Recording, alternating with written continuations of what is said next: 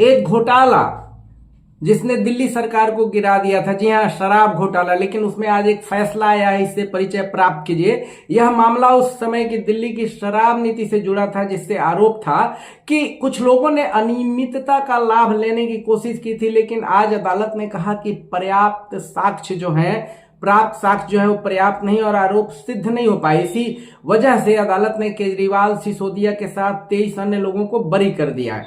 इस फैसले में कोर्ट ने यह भी कहा कि जांच एजेंसी ने जो सबूत पेश किए वे ठोस नहीं थे और इस कारण आरोपों को साबित नहीं किया जा सका।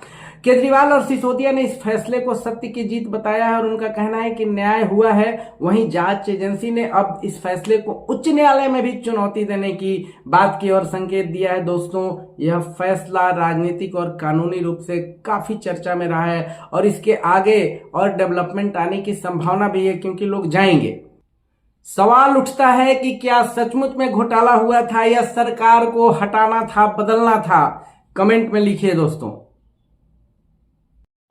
एक घोटाला जिसने दिल्ली सरकार को गिरा दिया था। जी हां, शराब घोटाला। लेकिन उसमें आज एक फैसला आया है, इससे परिचय प्राप्त कीजिए। यह मामला उस समय की दिल्ली की शराब नीति से जुड़ा था, जिससे आरोप था कि कुछ लोगों ने अनियमितता का लाभ लेने की कोशिश की थी। लेकिन आज अदालत ने कहा कि पर्याप्त साक्ष्य जो है, प्राप्त साक्ष्य जो है वो पर्याप्त नहीं और आरोप सिद्ध नहीं हो पाए। इसी वजह से अदालत ने केजरीवाल, सिसोदिया के साथ 23 अन्य लोगों को बरी कर दिया है।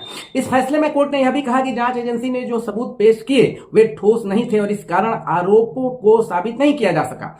केजरीवाल और सिसोदिया ने इस फैसले को सत्य की जीत बताया है और उनका कहना है कि न्याय हुआ है। वहीं जांच एजेंसी ने अब इस फैसले को उच्च न्यायालय में भी चुनौती देने की बात की और संकेत दिया है। दोस्तों, यह फैसला राजनीतिक और कानूनी रूप से काफी चर्चा में रहा है और इसके आगे और डेवलपमेंट आने की संभावना भी है, क्योंकि लोग जाएंगे। सवाल उठता है कि क्या सचमुच में घोटाला हुआ था या सरकार को हटाना था, बदलना था? कमेंट में लिखिए दोस्तों।